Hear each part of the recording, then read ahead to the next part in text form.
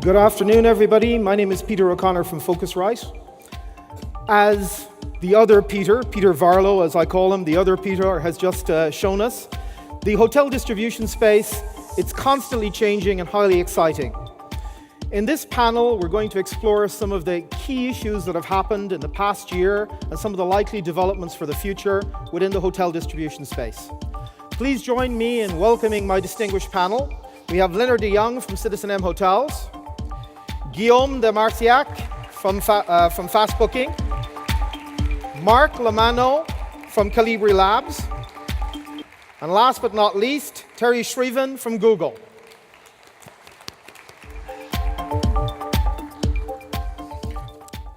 Just give Terry an opportunity to sit down there.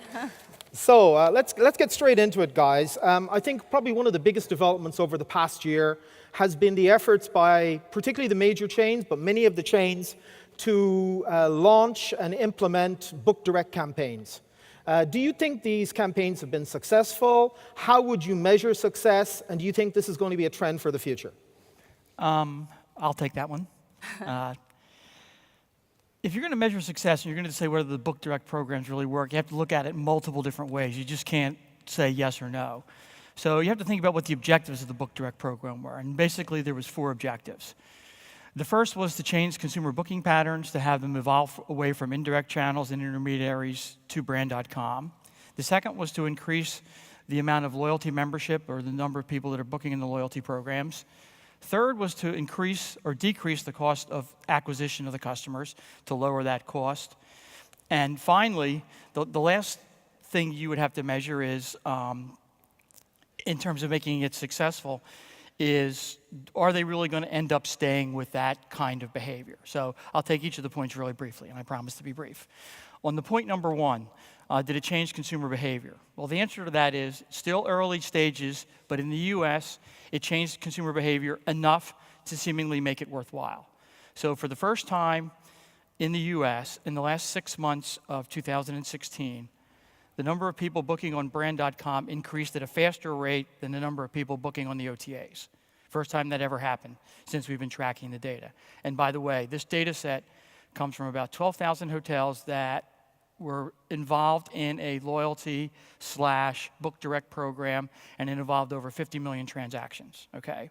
So the answer to that one is probably. The second, increasing loyalty membership, the answer to that was yes. Over a 2-year stretch, it's increased about 7%.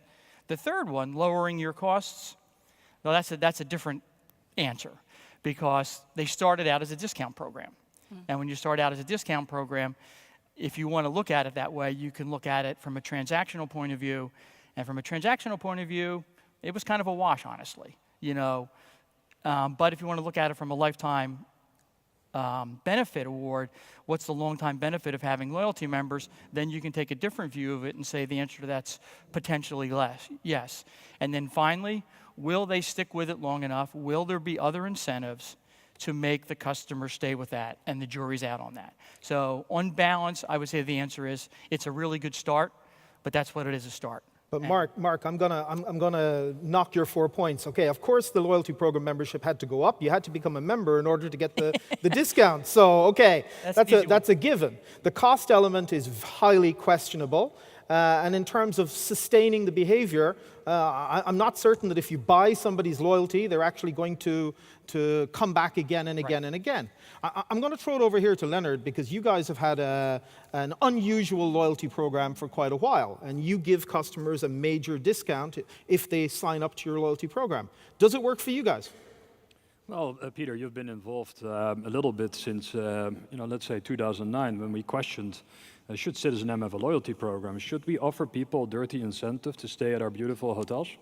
And the answer was no. We've always said no to it. We don't want to give people, some cash to come back to us. We want people to, like our experience, and so much that, just like Apple versus Samsung, Apple might be a lesser product, but people are willing to pay more for it. And that's the position we wanted to be in until Booking.com launched their Genius program. So we had people all of a sudden in our lobby that were saying, why do I get the cheaper price at Booking.com? And that is a story that I cannot tell to our customers. So I think we responded within the day to launch our own closed user group called after our target audience, citizens, and we just give them a drink and we give them that same price that you can also book if you're a genius on Booking.com. If we participate with that hotel in that program. And does it work? Yeah, absolutely. I mean, especially in Glasgow, that free drink is. See, there you have it. 60% of business. When we launched it, it was too much even. We started to disappear from the billboards because we were starting to give free drinks. And I see Terry wanting to jump in there. Yeah, I would argue that you wouldn't have to decrease your price, or at least have an equivalent price as that's on the OTA to drive direct bookings. There's techniques out there today that we're working with hoteliers and educating them on to be as sophisticated as the OTAs are, to leverage audience targeting that is a way to do it efficiently so the economics actually stack up. And we're seeing great success on hotel ads, so the meta aspect of Google. Really significant ROIs that we're seeing the hotels coming back and telling us how successful that is. So the direct booking and these initiatives, working very closely with the big brands on, are extending just beyond the large global chains now that you can compete. Yeah, let me, guys, disagree a little bit with you, because I think it sounds, this discussion is actually very much, I would say, US-centric, because if you look at Europe and Asia, globally speaking, yes, direct booking is growing, and which is fine. Yes, there are great stuff, and we should discuss about how Meta can be great for hoteliers to actually boost and grow their direct bookings. But globally speaking, if you take the macro numbers, OTAs and indirect distribution continues to grow way faster than direct booking. And that's about 2/3 of the world, except the US. And the characteristics of the markets we are in Europe is actually highly fragmented, much more than the US. And therefore, the economics and the way things work actually in the rest of the world outside the US is actually a different story for hoteliers. So what you're saying, Guillaume, is that one of Mark's points, which was, I can't remember if it was number 2 or number 3, but basically to try and reduce the power of the OTAs. Correct. That may be working where you're a really large brand, but for us in the European market space and probably Middle East Africa as well, it's being less successful. Right, and that's because of what Guillaume said, is there's many more independent hotels and small brands, and there's not as many people with loyalty programs, and even though in the US it's kind of working, remember the percentage of rooms booked through the OTAs also grew. That didn't decline because so many people are moving toward, as was mentioned, these mobile channels and online booking, which is also a factor. This being said, we should listen to guys like Citizen. Because you guys are actually leading the pack. You are basically doing things the right way in terms of size of your organization, in terms of agility, and in terms of innovation. There is no reason why smaller independent hotels could not actually boost their direct bookings. It's more about execution and about having managers and actually people who think right about how to rightly balance their distribution channels. And what you have just described is highly successful. But isn't it funny that we're always being accused of OTA friendly? I have a COO that is at every conference saying, I love OTAs. And we're being seen as a success for direct bookings. Yeah. I think that the conversation we need to have, this is hotel distribution debate, should not be about the channel that we track somewhere in our bookings. It's much more intellectual at a higher level. Yeah. How do you get people committed? Because that's what it is in the end, towards the product you're selling. Mm-hmm. If you haven't invested in your products over the last 2 decades, if you have not invested in the technology, if you're a fragmented industry, we have to accept the fact that we're being commoditized. Yeah. That makes a lot of sense. If you think about it as a consumer, who has used Booking.com in this room? Probably everyone. Everyone, and the rest Makes is lying. sense, except the 5 guys from Expedia. Yeah. Well, actually, you might be surprised. And me. Oh. But we need but to it's look good. at And we should all have a huge respect because they are doing great stuff, highly innovative, and hoteliers should use them, and it's good that they exist. It's all about balancing and managing the entire portfolio of channels. Right, exactly. It comes down to managing the channels so that you're as profitable as you can be, and you have to use every channel.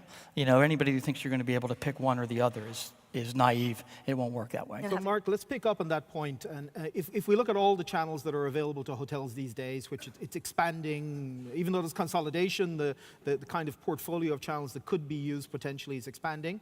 Which channel in terms of, let's say, net RevPAR is the one that's going to perform best? What's the best value channel? When somebody walks in the front door without a reservation.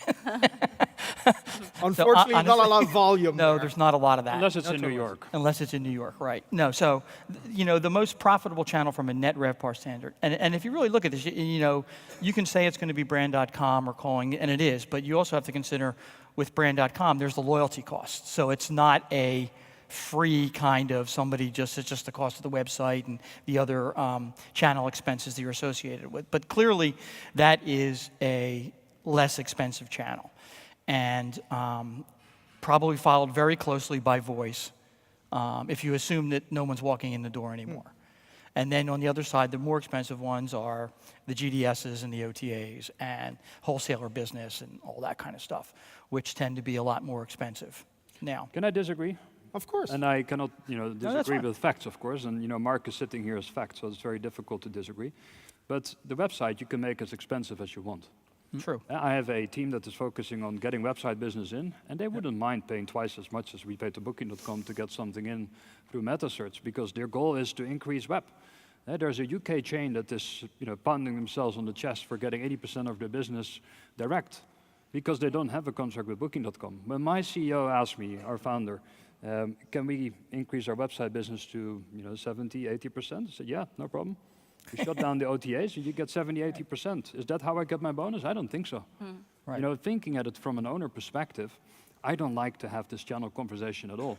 The most profitable traveler, for me, customer, is the business traveler that is frequently traveling through our cities, preferably through different cities, and comes either through GDS or direct. Absolutely. The uncommitted traveler that is just looking for a hotel in London, he is very expensive to buy. The web is not going to be the cheapest channel for me. Maybe if you have 20 hotels in the city, or in your case, a dozen more, but not if you have a couple of hotels. That doesn't work. That game you cannot play. No, I don't disagree with that. And every hotel is different. No two hotels are the same. So that's another absolutely. factor. So it's One of the issue, I think, is what you're referring to is the metrics. It's kind of hard to actually get to the right metrics when you run a hotel or a small chain or even a large chain, to have real-time metrics which enable you to actually adjust your channels to make sure that you holistically optimize your channels and actually fill in your hotel at the best price. And quite often in our industry, we come up with great ideas and principles and concepts, but when it comes to actually executing, and when it comes to actually tracking what's actually the real cost of a given guest, then people are often, I don't know how many people in the room are actually able to know as hoteliers how much it costs to get someone in one's bed. But this is going in the right direction, because now you're moving away from averages, because averages are killing our industry. If you focus on an average of web, there's always something that you can say. If you focus around customer, averages make you average.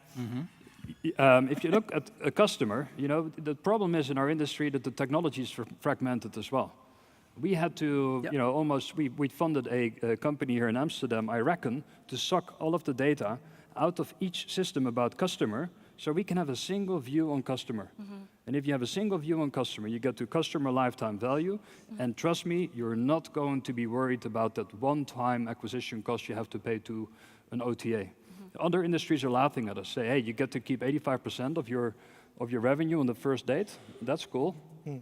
Phone companies have to give phones to get a 2-year subscription. And operate at a loss for a year, exactly. Yeah, it's crucial, and very few hotels are as you said, are doing that today. And I think it's important to value this debate around the channels as an economic one, and stacking that single view of the customer and drive the one that's most profitable. Terry, seeing as you've raised your hand there, now I'm going to pick on you. Of course you pick on me. We're talking about cost here. And the thing I hear most often from hotels, and the thing I hear most often from OTAs is, we don't make any money because we give all of our money to Google. How would you respond to that? Well, the user is utilizing Google at every stage of the user journey, at micro moments now, even more so with their mobile devices at hand. Not only in the inspiration or researching phase and the booking phase, but also in destination. But we know that the hoteliers and OTAs spend money with us because we drive traffic and efficient traffic. They wouldn't continue to spend if it didn't. So it is, it's a good economic model, yeah. You're saying you're good value for money. Good value for money. And we continue to work, and my role very much is partnering with hotels and hospitality organizations to make it better value for money, to leverage a lot of the technologies. I'd say hotels are way behind the times when it comes to leveraging the latest tools and techniques around automation, around audience targeting, and because they're not, it's getting more expensive. They're saying search just doesn't perform. Well, it's because they're not doing it correctly. Guillaume, that's what your company effectively does. In particular, it helps independent hotels. Do you think independent hotels realize the power that's out there in terms of what companies like Google can do for them? Yes, they do, but they need education, and you need to spend time with them to explain how it goes. And one of the issues is what used to be true 12 months ago becomes actually something quite different a year later. And for example, Google is doing absolutely great, but it's fascinating how this company reinvents itself and actually keeps on just being everywhere where there is money to be made. It took them quite some time, but now their Google Ads product, Google Hotel Ads, their meta search product is just exploding. Out of the 2,500 we do business with, we see over the last 9 months, the numbers actually skyrocketing, and they are, in a couple of quarters, going to become the #1 meta search player in the world. The time of the TripAdvisor owning that space is way behind us. And that's just fascinating how a Google actually manages to do that. It took them some time, by the way. It did. No, but I find this But really it's- interesting because we've been talking about meta search in the hotel industry for probably 15 years. Yeah. 2017, 2018, this is where it's going to take off. What do you reckon? Based on our numbers and metrics, yes, definitely. Leonard, what about you? You're on the ground. Are you seeing big growth in meta? It doesn't have to be Google, it can be anybody. Maybe for the OTAs. Maybe for the OTA. You're not getting this? It's website, getting business in on your own website is not a hobby. And maybe it's because we are in two competitive markets. We don't have a hotel in a small town, but we're in New York, we're in London, we're in Paris, in Amsterdam, and our brand is, even competitors talk nicely about it. So there's a lot of interest for it. And if you look at the CPC bids, it's not something I'm willing to pay for a traveler that is just shopping around on a website that shows 20 different booking options and 1,000 other hotels. I rather focus my efforts on talking to companies that are sitting next to me, and they bring in corporate travelers every day of the week at prices that are twice that of what meta search or OTAs bring in. So we are participating on CPA models, but for the time being we paused our CPC for most meta search just because it was getting into a hobby stage. It was no longer really profitable to do it ourselves, but I rather pay a lower amount of money through an OTA. Yeah, I don't know if this is the year, but one of them is going to be the year. And it's going to be soon because when you look at the data, it's increasing at an increasing rate, even though it's a pretty fairly small percentage. So I'm not surprised that it doesn't show up a lot. But when you actually kind of weave your way through the data and you understand really what the source of the booking was, so even if it technically lands at brand.com, it could have come from somewhere else and just shipped there. And when you start digging into the data, you can begin to see the growth of the meta search. Now, admittedly, our data to this point is exclusively US. So things happen a little differently there than in Europe and Asia. But we have the European data, just haven't loaded it yet. But at the same time, you can kind of see that trend starting to inch Can't up. wait to see the European data. No, but the European data says the same. And actually, the big challenge with metas is that hotels and brands.com have to be there because otherwise it all goes to the OTAs. So there is an opportunity to really boost direct bookings through the metas. And no, I mean, you seem to be a bit, but you're there. I mean, you're present on the metas. And in Amsterdam today, if I Google on, I mean, I'll see you guys being promoted on Google. Yeah, we're on ads. Google, but that makes sense. You know, we're on Meta, Right. but not on the CPC model. I don't think we are But it's a converting. Or CPA. there's also the attribution model, and I don't hear a lot in hotel conference hoteliers talking about attribution models. Yeah. Everybody seems I think to be you're speaking. I focused. think you're speaking Dutch there. Nobody knows what attribution is. No, but if you apply a good attribution model, and I was shocked when I heard Darren Houston, back then Booking.com or Priceline, say a couple of years ago that Facebook was not profitable, because I was seeing very profitable numbers on Facebook being a independent hotel chain. And then you start investigating, and we asked some questions like, why did you say that? And it's all because of the attribution model that they were Last using. touch. They were doing last click. Yeah. And when you start a linear attribution model, you can test different attribution models to see what is working for you. But for CPC models and meta search, none of the attribution models are pointing out that it's more profitable to get direct versus OTA. I just want to jump For us. in with a question for the panel. So, how do you think OTAs will react to some of the pressure that the major OTAs, some of the pressure hotels are putting on them? Do we see them providing more direct options themselves? Do we see them sharing more data, or nothing? If I had to guess, the OTAs will evolve like everybody else has to evolve. And how exactly they'll evolve, I'm not 100% sure about. But certainly with their marketing power, they can delay the evolution a bit. Because even today, if you ask a consumer, again, this is North American data, why they book on an OTA, 3 out of 4 say because it's the cheapest price, which of course it's not. So their marketing power and their ability to use that just still carries a lot of sway. Yeah, I think they'll probably provide more services and/or the power is in the data. Everything we've just talked about is reinforced. The more insights the OTAs can deliver to hotels, the more valuable they are to them. But I think Showing them. it's interesting what Peter Varlo was saying earlier as well, that they have lots and lots of insights about the customer, but every time they try to use them, the customer says, no, we don't want that. We want to know everything. We don't want personalization. No, don't try and push me in a particular direction. So it's quite difficult there. Maybe some users think that, but actually, eMarketer's recent study shows that personalization works. So over 67% of people actually want personalization. And especially the younger generations seek personalization because they actually know, you know me, you know what I like, and I'm much more likely to buy with you. Personalization is crucial. We've spoken about direct, we've spoken about the OTAs. Here in the European marketplace, we have another source of indirect business which is often a little bit controversial, which is the whole area of wholesalers. Now, it seems to have calmed down recently. Do you think that wholesalers are going to remain important in the future, or how's that going to develop? For me, not. We started our company, past the wholesaler stage, I would say.